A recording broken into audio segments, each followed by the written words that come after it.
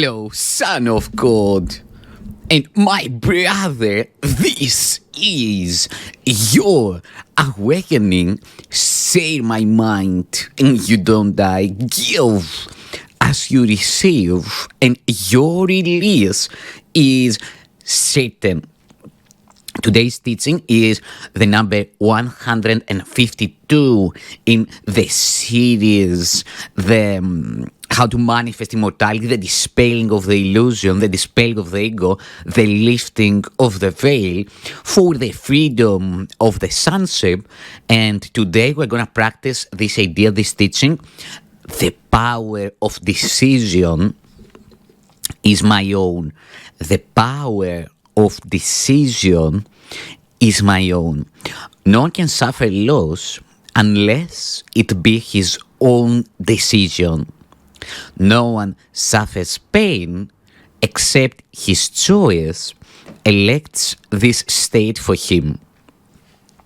No one can grieve, nor fear, nor think him sick unless these are the outcomes that he wants. And no one dies without his own consent. And no one dies without his own consent. Nothing occurs but represents your wish. But represents your wish.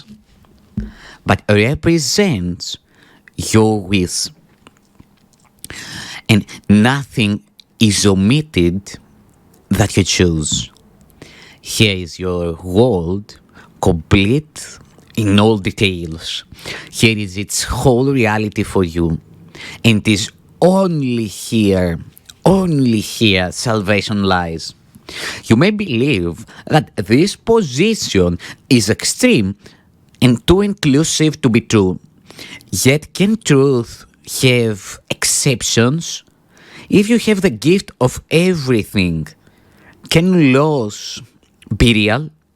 Can pain be part of peace or grief of joy? Can fear and sickness enter in a mind where love and perfect holiness abide? Truth must be all-inclusive if it be the truth at all. Accept no opposites and no exceptions, for to do so is to contradict the truth entirely. Salvation is the recognition that the truth is true and nothing else is true. This you have had before, but may not yet accept both parts of it. Without the first, the second has no meaning, but without the second, is the first no longer true? Truth cannot have an opposite.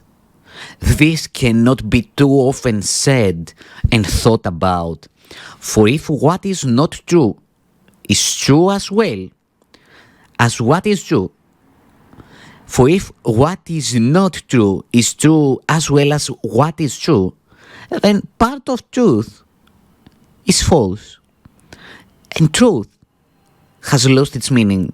Nothing, I repeat, nothing but the truth is true. And what is false is false. This is the simplest. This is the simplest of distinctions, yet the most obscure. But not because it is a difficult distinction to perceive. It is concealed behind a vast array of choices that do not appear to be entirely your own. And thus, the truth appears to have some aspects that belie consistency, but do not seem to be but contradictions introduced by you. As God created you, you must remain unchangeable, with transitory states by definitions false. And that includes all shifts in feeling, alterations in conditions of the body and the mind, in all awareness and in all response.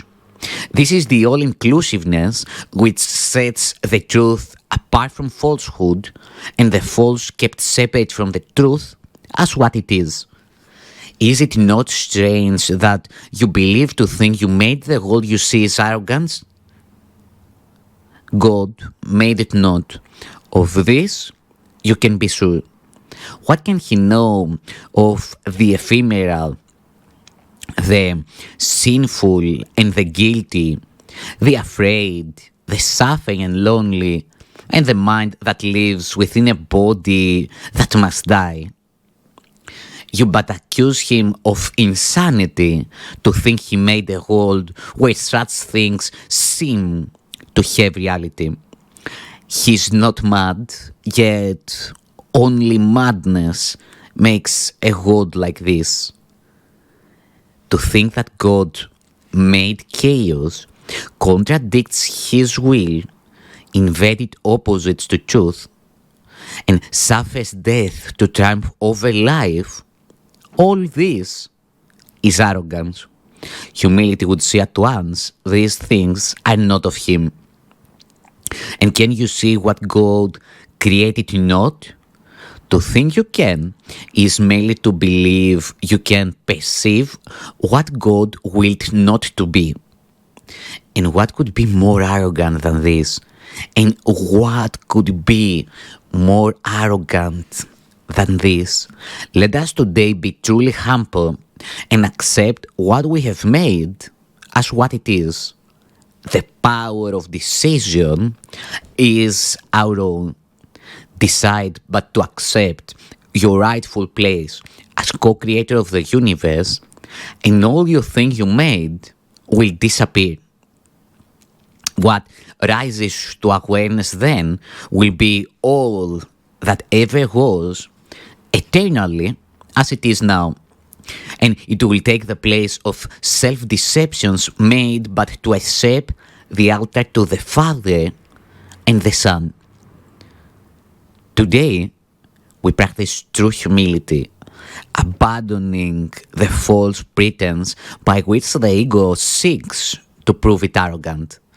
Only the ego can be arrogant. Only the ego can be arrogant. But truth is humble in acknowledging its mightiness, its changelessness, and its eternal wholeness, all encompassing God's perfect gift to his beloved Son.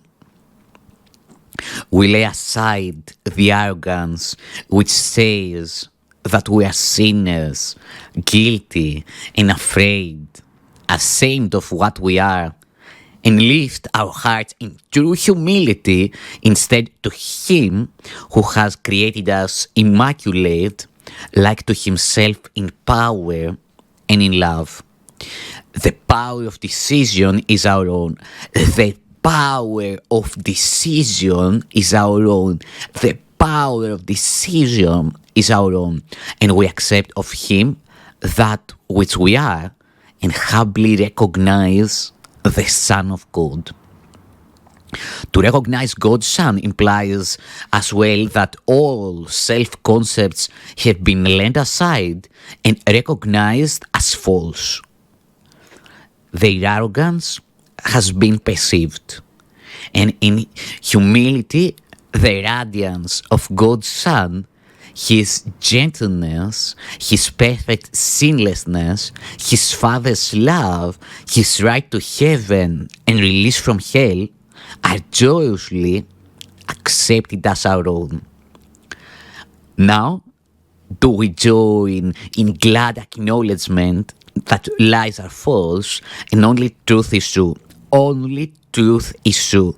We think of truth alone as we arise and spend 5 minutes practicing its ways, encouraging our frightened minds with this. The power of decision is my own. This day I will accept myself as what my Father's will created me to be.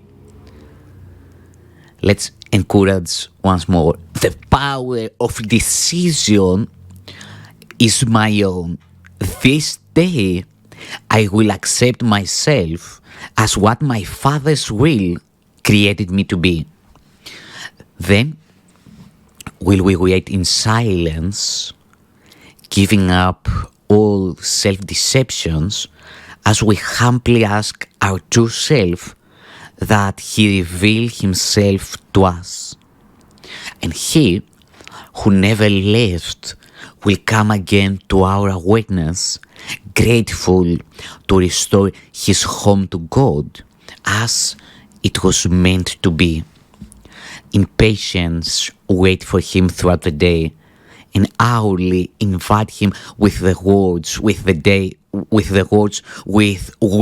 the day began, concluding it with this same invitation to your true self. God's voice will answer, for He speaks for you and for your Father. He will substitute the peace of God for all your frantic thoughts, the truth of God for self-deceptions, and God's Son for your illusions of yourself. Thank you. Appreciation for the Son of God. Thank you for devoting time to the end of time, Son of God. Thank you.